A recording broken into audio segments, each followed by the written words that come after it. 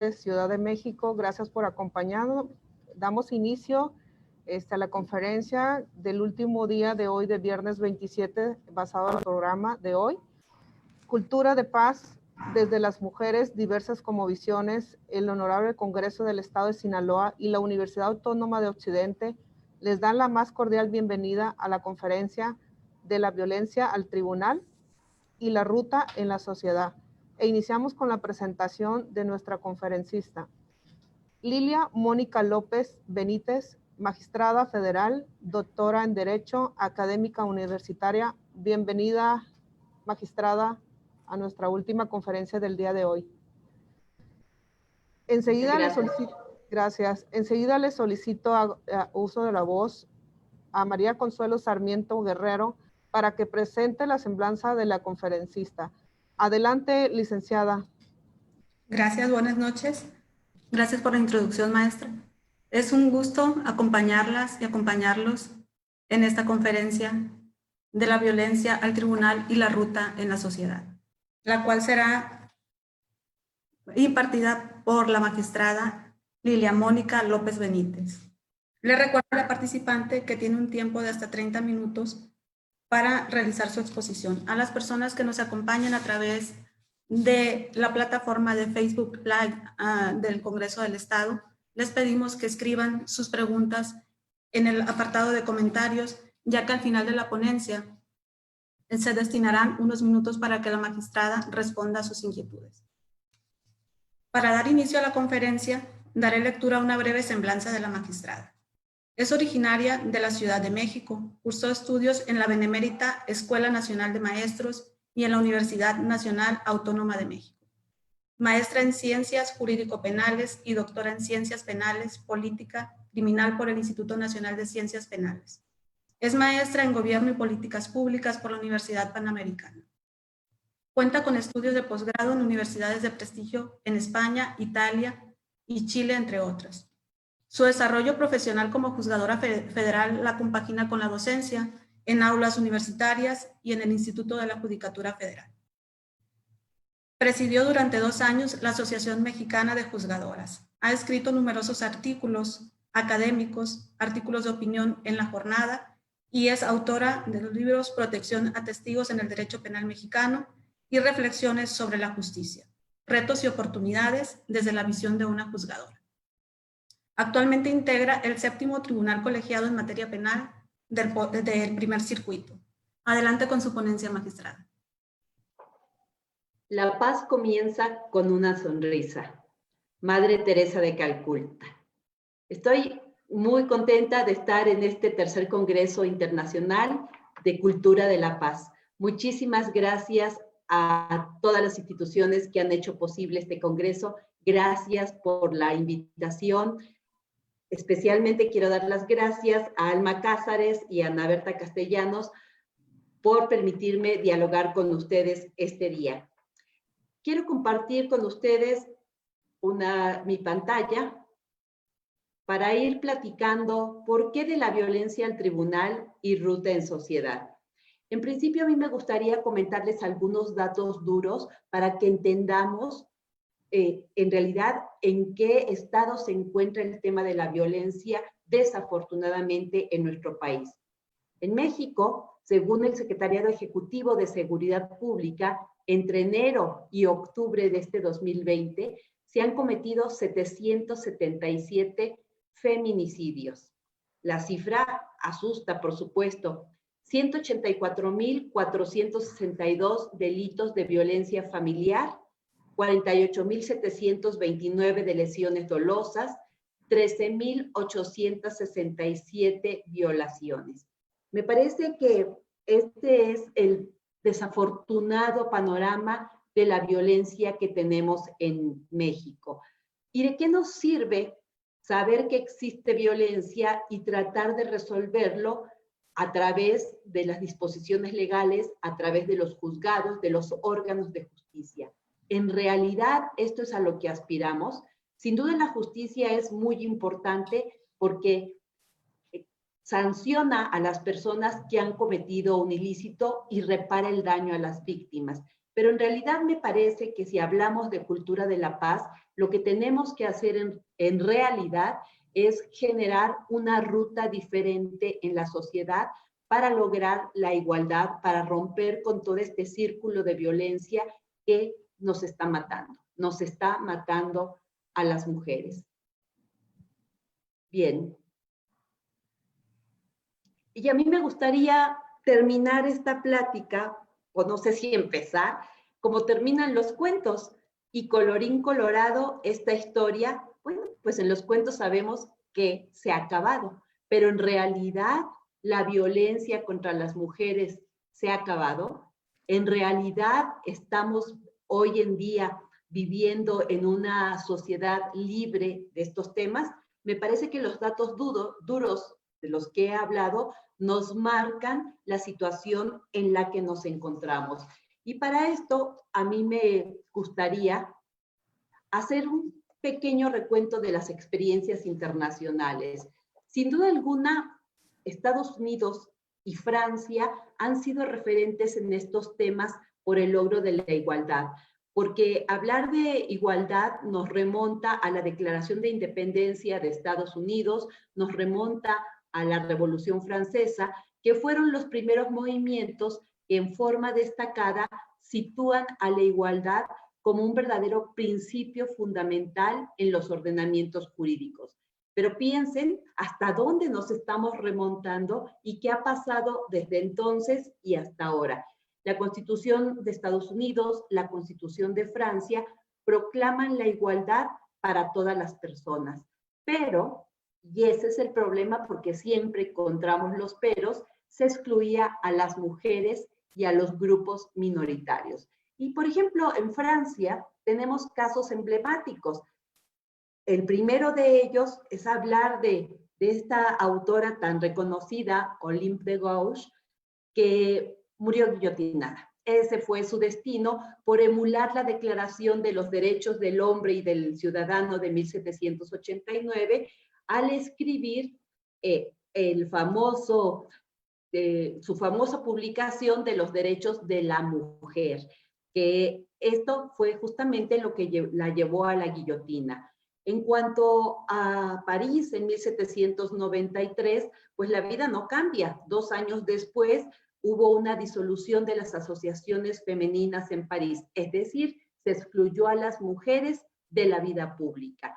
Y finalmente, en 1795, también en Francia, hay una prohibición a las mujeres para asistir a las asambleas políticas y además para agruparse en reuniones de más de 5 personas. Esto quiere decir que a pesar de que se hablaba de igualdad, lo cierto que esta igualdad pues era desde la formalidad, es decir, desde la ley, pero no era efectiva en favor de las mujeres. Pero ¿cuál era el panorama mexicano? Y aquí solamente me voy a referir a 4 aspectos que me parecen muy interesantes.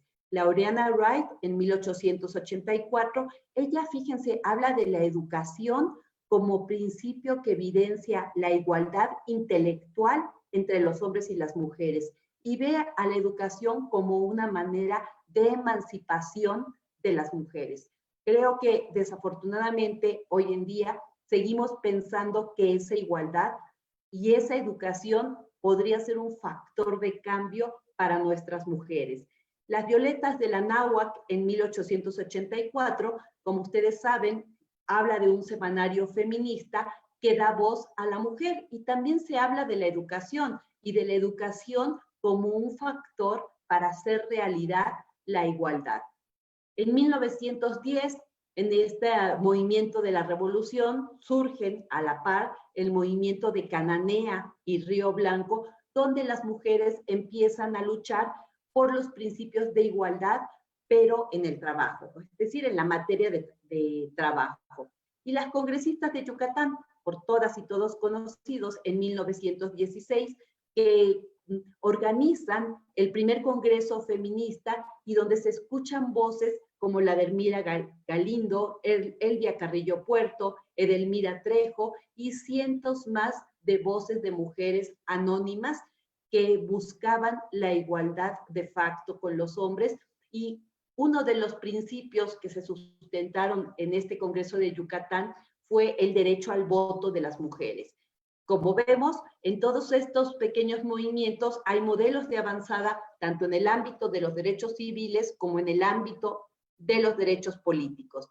El tesón de todas estas mujeres en esta lucha, a pesar de que en su momento no se logró lo que se buscaba, pues no ha sido estéril, porque finalmente nos han abierto el camino para estar en donde nos encontramos hoy. No obstante que sigamos hablando de estos temas y sigamos impulsando el tema de la igualdad. Es decir, las mujeres hemos luchado y buscamos la igualdad y buscamos también la libertad de elegir destino. Creo que todas nosotras tenemos la posibilidad de saber hacia dónde vamos, de fijar nuestra ruta y debemos de tener identidad de derechos que los hombres para poder lograr esos objetivos.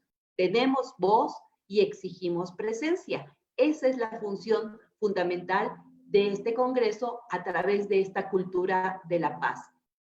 De esta manera, las mujeres aspiramos a muchas cosas, ¿verdad? A tener educación, a incursionar en la vida pública y no necesariamente a través de acciones paternalistas, o más bien dicho, no a través de acciones paternalistas, sino de aquellas disposiciones que nos garanticen que tengamos una igualdad real en la sociedad. Y claro, esta igualdad además se sustenta o tiene como base nuestro talento, nuestros conocimientos y nuestros deseos de ser útiles en la sociedad misma y, por supuesto, para nuestro país.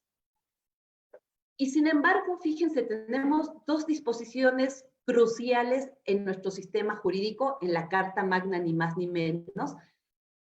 Uno de ellos es el artículo 1 constitucional y nos dice que el hombre y la mujer, todas las personas, gozamos de los derechos humanos que consagra la propia norma fundamental, nuestra propia Constitución y los tratados internacionales de derechos humanos.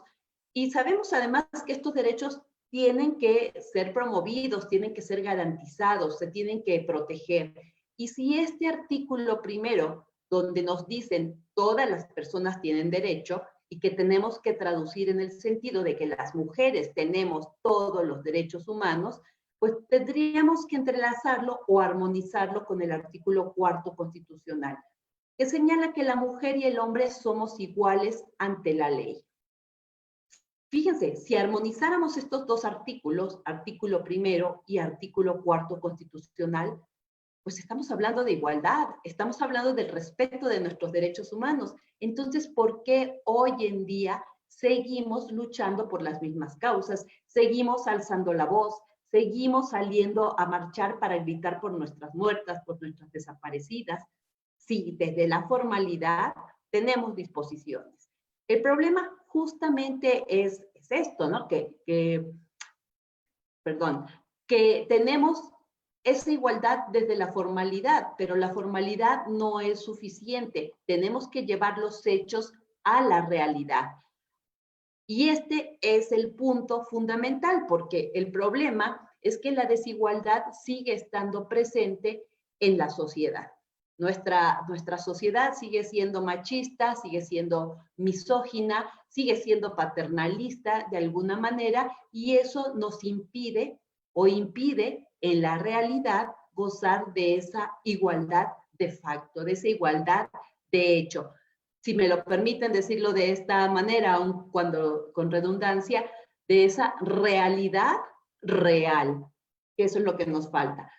El problema es que seguimos arrastrando estereotipos, seguimos arrastrando prejuicios que lo único que generan es discriminación. Y lo vemos perfectamente porque en nuestra sociedad al hombre se le han dado los privilegios, desde la mejor alimentación, desde la posibilidad de ir a la escuela, porque algún día tendría que ser proveedor y mantener a una familia. En cambio, a las mujeres se nos ha limitado pensando en que estaremos bajo la tutela de un hombre que nos mantenga. Esa fue una realidad que escuchamos durante muchos tiempos, nuestras abuelas, quizás nuestras madres.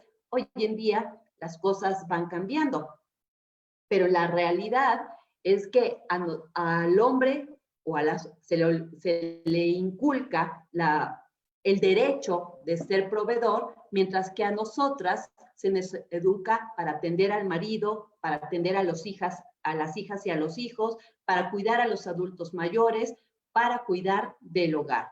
Entonces los roles de género son una verdad incontrovertible que ha sido muy difícil de cambiar, y esto nos genera muchísimos problemas como sociedad.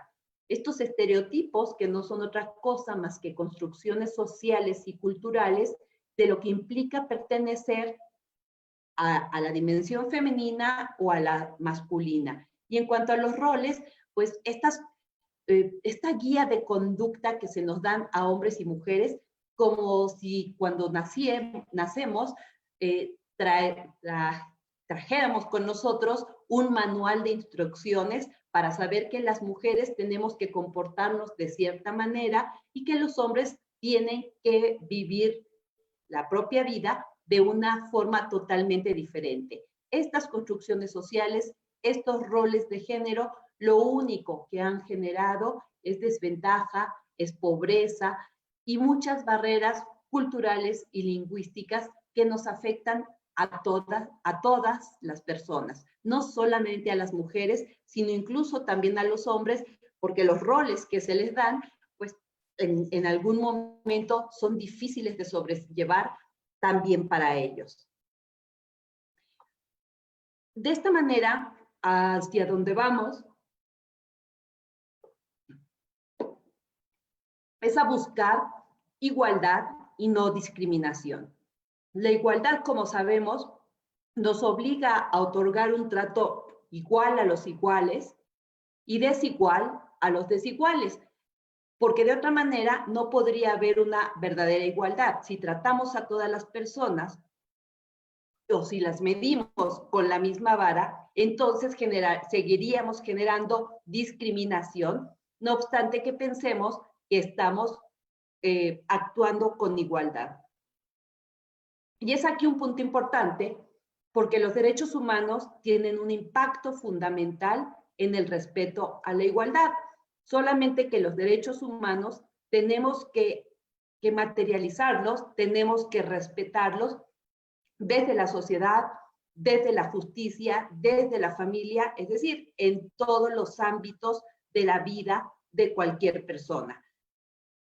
Porque si seguimos generando discriminación basada en el género, esto lo único que provoca es menoscabar el goce y el ejercicio de los derechos de todas las personas. De ahí que tenemos que luchar no solamente por seguir generando instrumentos legales, que por cierto tenemos muchos, sino que tenemos que lograr la igualdad material o sustantiva, es decir, esa igualdad real de la que les estaba hablando. Lo formal no es suficiente. Y aquí llegamos a un punto muy importante, sobre todo en el ámbito de justicia, que implica juzgar con perspectiva de género.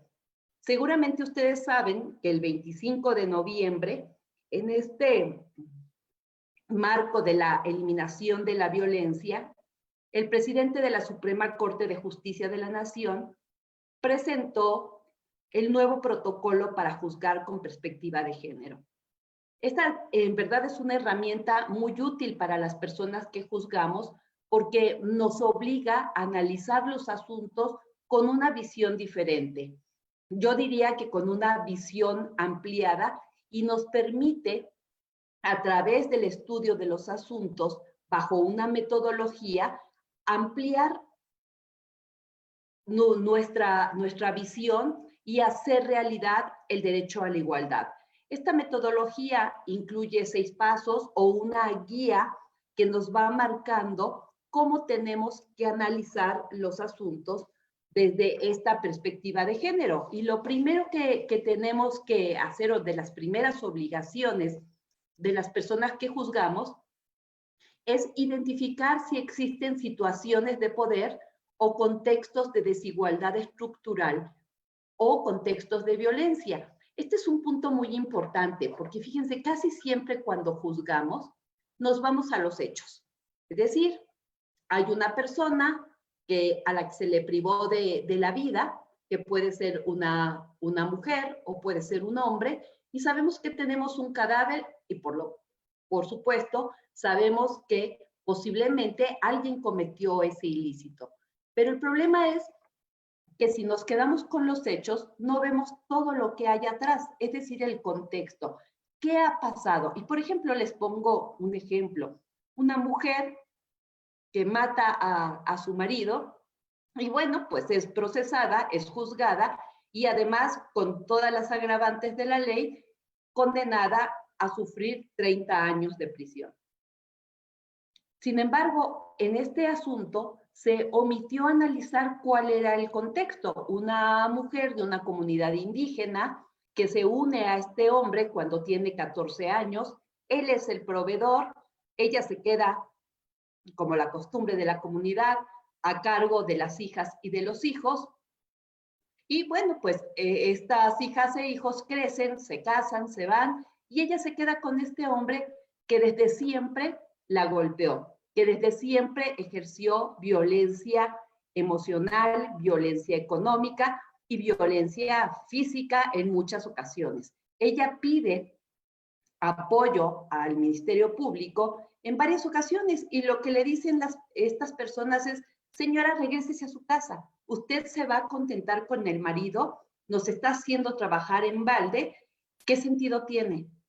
Una vez ocurre esto, una segunda ocasión ocurre lo que les estoy mencionando, y bueno, pues en una ida y venida de este señor, porque además bebía y desaparecía de la casa con frecuencia, en principio dejándole dinero a ella para su manutención, pero después dejándola sin un centavo. Entonces esta señora se va a empeñar las pocas pertenencias que tiene o que le quedan, y desafortunadamente cuando regresa el hombre ya se encuentra ahí. Y por supuesto le increpa, le pregunta que dónde anda, le empieza a tocar, a oler y le encuentra una bolsita con dinero. Y entonces este señor le dice: ah, pues seguramente te fuiste de loca, te fuiste con otra persona y por eso traes dinero. La golpea y luego le exige de cenar. La señora se va a la cocina, le sirve de cenar y el hombre le dice que pues la comida es una porquería y se sale al patio. Ella se queda en un estado de shock emocional, lo único que atina a hacer es tomar un cuchillo y va hacia donde se encuentra el hombre y se lo clava. Por supuesto que ahí sí el Ministerio Público actuó con agilidad, la policía, y llegaron, la detuvieron y la llevaron presa. Pero como les digo, o sea, es cierto, tenemos un muerto, pero ¿qué hay atrás en ese contexto que no se vio al resolver el asunto? Violencia física, violencia emocional, violencia económica. Juzgar con perspectiva de género nos permite justamente identificar estas situaciones de poder que se generan en una relación. Aquí el hombre, el poder económico, porque siempre fue el proveedor. Tenemos la obligación de analizar oficiosamente las pruebas en estos casos e inclusive solicitar algunas otras pruebas que nos sirvan para resolver de la mejor manera. Analizar los hechos con esta visión diferenciada, con esta visión ampliada y estar muy pendientes cuando encontramos alguna categoría sospechosa. Como ustedes saben, las categorías sospechosas las encontramos en el artículo 1 constitucional, en el último párrafo. Y estas categorías sospechosas lo que nos indican es que tenemos que tener mucho cuidado al resolver un asunto, porque seguramente cuando encontramos mujeres, migrantes, personas con discapacidad, personas adultas mayores, seguramente ahí se puede presentar alguna situación que genere un impacto fundamental en esa persona y que nos obligue a analizar bajo una metodología diferente. Por supuesto, también tenemos que seleccionar la norma y analizarla, la norma que vamos a emplear, y analizarla para estar perfectamente seguros que esa norma no genera también estereotipos, no genera todos estos aspectos que en apariencia, aunque pareciera una norma neutra, lo cierto es que puede traer una carga que genere un perjuicio a una persona en particular, llámese mujer o llámese hombre. Detectar los tratos diferenciados es fundamental cuando juzgamos con perspectiva de género. Y finalmente, las sentencias que nosotros emitimos, que las personas que juzgamos emitimos, tienen que estar libres de estereotipos, de prejuicios y utilizar un lenguaje incluyente. Pareciera que a veces al hablar del lenguaje incluyente, las personas dicen, bueno, ¿para qué te fijas en nimiedades? Pero en realidad no lo son. Cuando hablamos de las cosas, lo que estamos haciendo es visibilizarlas y entonces tomar las precauciones que nos correspondan para evitar revictimizar, por ejemplo, a una persona. Como nos dice Rita Segato, las sentencias ejercen un poder pedagógico en la sociedad. Entonces, emitir sentencias con perspectiva de género puede hacer la diferencia en la vida de una persona, en la vida de una familia, y es fundamental para quienes juzgamos. En este punto, la Suprema Corte de Justicia ha emitido ya muchas sentencias con perspectiva de género, se ha preocupado por generar una doctrina constitucional en este aspecto y tenemos muchas tesis y muchas jurisprudencias que nos ayudan a quienes juzgamos a poder resolver bajo un parámetro diferenciado. Me gustaría solamente hacer mención a unos asuntos de la Corte para que con posterioridad, si ustedes están interesados, puedan buscarlos porque nos clarifican en mucho lo que implica juzgar bajo esta metodología.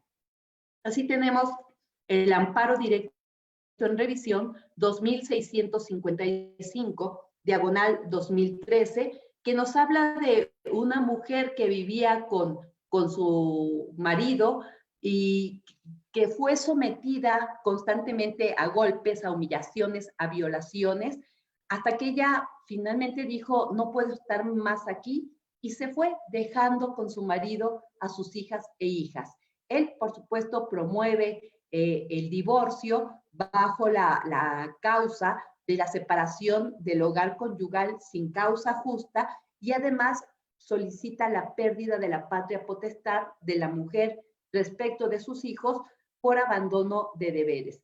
En este asunto, la Suprema Corte hace un análisis con perspectiva de género y llega a la conclusión de que no se tomó en cuenta el contexto de violencia que vivía esta mujer, por lo cual se regresa el asunto al tribunal colegiado para que a su vez revoque la sentencia de segunda instancia y se analice el caso con una perspectiva totalmente diferente. Son asuntos muy interesantes que me gustaría platicar con mucho detenimiento, pero que el tiempo no nos lo permite. Otro asunto importante es el amparo directo en revisión 3186, diagonal 2016. Este tema habla sobre hostigamiento sexual recibido por una mujer que trabajaba en una oficina pública en la Ciudad de México y que fue acosada de diferentes maneras por su jefe. En las instancias previas se exoneró a este servidor público y cuando llega el asunto a la Corte, la Corte lo que nos dice, a ver, aquí hay una complejidad de valoración probatoria, se advierte que se ha ejercido violencia sexual en contra de la mujer y que además estos hechos de naturaleza sexual son realizados de manera oculta. De esta forma, pues no necesariamente hay testigos y además se vive como un estigma para la persona que la lleva a denunciar incluso mucho tiempo después. Y en esta sentencia lo que hace la primera sala es establecer las reglas para la valoración de los testimonios de las víctimas. Este es un punto importante porque inclusive en este tema tenemos que analizar las declaraciones de una manera diferenciada. Y así podría comentarles muchísimas otras sentencias que ya, pues por cuestión de tiempo, no sería posible abordar. Pero bueno, y para ir cerrando, ¿cuáles son los objetivos? ¿Qué nos interesa a nosotras las mujeres? Primero que nada, hacernos visibles. Y a través de hacernos visibles, de hablar sobre nuestras causas, de hacer nuestras marchas, de organizar congresos como este, podemos ir empoderando a las mujeres, empoderando a través del conocimiento de sus derechos, a través de saber que estos derechos humanos le corresponden y que tienen que ser respetados. Tenemos también que evidenciar la diversidad social. No todas las mujeres somos iguales y además muchas de nosotras vivimos en sociedades interseccionales que a veces nos discriminan por múltiples factores. Entonces, evidenciar la diversidad social nos va a permitir hacer realidad la igualdad para cada sector de las mujeres y no darnos un trato por igual porque podríamos generar discriminación. Tenemos que equilibrar estas asimetrías de género, estas asimetrías de poder de las que he hablado brevemente y que tienen un impacto fundamental cuando de juzgar con perspectiva de género se trata. Y aquí vemos que la democracia y la igualdad están indisolublemente unidas como un símbolo de no discriminación, que finalmente eso es lo que nos interesa a nosotras. Pero también nos interesa generar un cambio en la vida de todas las sociedades. Y las mujeres hemos demostrado que somos en realidad un factor de cambio. Y en principio, trayendo las ideas que no son mías, sino que estamos hablando de 1884, con la Oriana Wright, por ejemplo, tenemos que educar para hacer realidad la igualdad. La educación es fundamental en una sociedad. Cuando una sociedad no tiene educación, difícilmente puede progresar, difícilmente puede transitar de la discriminación a generar sociedades igualitarias, libres de estereotipos, libres de prejuicios, sin micromachismos y sin todo lo que hoy en día seguimos viviendo. Tenemos, por otro lado, que fomentar el desarrollo sostenible que nos permite ese avance real como mujeres. Y esto quiere decir que nos debemos incrustar en la economía, pero desafortunadamente la gran mayoría de las mujeres, no obstante que son un factor fundamental para proveer de recursos en las familias, lo cierto es que viven de una economía informal, sin derechos, sin derecho a la salud, sin una paga justa. Entonces tenemos que cambiar y tenemos que mirar hacia ese aspecto. Construir alianzas es fundamental. Este Congreso es eso, construir alianzas que están incorporando el talento, la inteligencia y las ganas de cambiar este mundo de todas las mujeres. Tenemos que impulsar políticas públicas de género, pero políticas públicas reales, que no se queden nada más en el papel de la ley. Tienen que tener estas políticas el respaldo de los presupuestos necesarios para hacerlas efectivas. Tenemos que exigir mayor presencia femenina en el ámbito público. Eso es fundamental. Ya hay muchas mujeres en este ámbito, pero faltan más. Faltan más. Tenemos que lograr esa paridad de que habla el artículo 41 constitucional, no solamente en el poder legislativo, sino tiene que incluirse en el poder judicial, tiene que incluirse en el poder ejecutivo. Erradicar la violencia y la discriminación de la mujer, bueno, pues creo que esto es de lo que hemos estado hablando y es el impacto fundamental que nos corresponde como sociedad. Es decir, tenemos que luchar por el pleno goce, por el pleno ejercicio de nuestros derechos, libres de estereotipos, libres de discriminación y libres de esas prácticas que nos han mantenido subordinadas. Como otro punto fundamental, y ya prácticamente para ir cerrando, tenemos que dignificar el trabajo de todas las mujeres y generar ese ámbito laboral libre de violencia que asegure los derechos laborales que tiene que tener toda la mujer. En principio, el salario, porque tenemos que eliminar la feminización de la pobreza. Y ya para finalizar, me parece que la impartición de justicia con perspectiva de género es una obligación de los estados democráticos. Así lo sabemos, así nos lo dice el protocolo, así lo podemos armonizar con el tema de nuestra Constitución, de los tratados internacionales en esta materia. Y desde este punto de vista, requerimos que todas estas normas jurídicas estén armonizadas y que en verdad abonen a la igualdad, que no discriminen, que nos sirvan no solamente para cumplir con los compromisos internacionales que como país tenemos, sino para hacer realidad el cambio en nuestra sociedad, en nuestro país. Y la actuación de todas las autoridades es fundamental. Si cada autoridad, si cada persona en la sociedad hacemos simple y sencillamente lo que nos corresponde, créanme que generaríamos un cambio abismal en muy poco tiempo. Tenemos que construir sociedades incluyentes y sociedades respetuosas de los derechos de todas las personas. Y ahora sí, para cerrar, yo considero que un país no puede ser fuerte sin el vigor de nosotras las mujeres. Un país no puede ser grande si se ignora el deber de construir y consolidar una nación totalmente incluyente. Y en esta construcción del país al que ustedes, al que yo estamos aspirando, nuestro compromiso como sociedad es fundamental.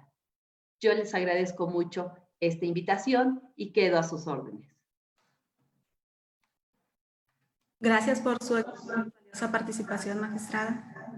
A continuación, abriremos un espacio para preguntas y respuestas. Para cumplir con el espacio estipulado en el programa, se han seleccionado algunas de las preguntas y más que nada comentarios que han realizado a través de la plataforma Facebook Live del Congreso del Estado.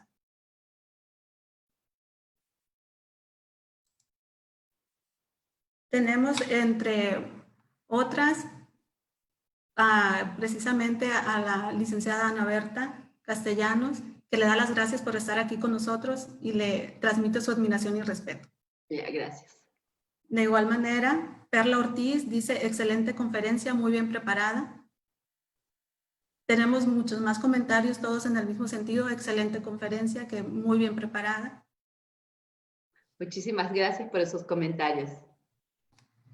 Bueno, para continuar y para finalizar precisamente, le daré lectura al reconocimiento, magistrada, que se le hace por parte de los organizadores. Cultura de Paz de las Mujeres, Diversas Cosmovisiones y el Honorable Congreso del Estado de Sinaloa y la Universidad Autónoma de Occidente otorga el presente reconocimiento a la C. Lilia Mónica López Benítez por su valiosa participación como ponente en la conferencia de la violencia al tribunal y la ruta en la sociedad, realizada en el Tercer Congreso Internacional Cultura de Paz desde las Mujeres, Diversas Cosmovisiones, Mujeres y Hombres por las Masculinidades Positivas, transmitido el día 27 y 28 de noviembre de 2020 en la plataforma digital Zoom del Honorable Congreso del Estado. Lo firman Graciela Domínguez Nava, Almabelia Cázares Félix, Laura Beatriz Chávez Zavala. Igual se le hará llegar, magistrada, pero aquí tiene su reconocimiento y excelente ponencia. Les agradezco mucho esta invitación. La verdad es que hay tanto que platicar sobre estos temas. El tiempo pues, es riguroso y hay que acatarlo, sobre todo en este viernes, que ustedes ya han tenido una larga jornada, pero yo quedo a la orden, a su disposición, y nuevamente agradezco profundamente el que permitan o el que me hayan permitido participar en este congreso. Muchísimas gracias a todas las instituciones organizadoras. Gracias, magistrada. Le agradecemos su ponencia, así como también agradecemos al público que nos acompañó durante la transmisión de esta conferencia organizada por cultura de paz desde las mujeres, diversas cosmovisiones, el Honorable Congreso del Estado de Sinaloa y la Universidad Autónoma de Occidente. Las y los invitamos para que el día de mañana a partir de las 8 a.m. nos sigan a través de estas transmisiones en las diversas conferencias, paneles, así como también conversatorios que tendremos en este segundo, que será el segundo día del Congreso Internacional Cultura de Paz. Una excelente noche para todos. Muchas gracias, un abrazo a ambas. Gracias Lilia Mónica, magistrada.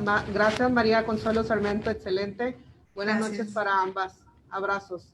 Buenas noches. Hasta luego. Buenas noches.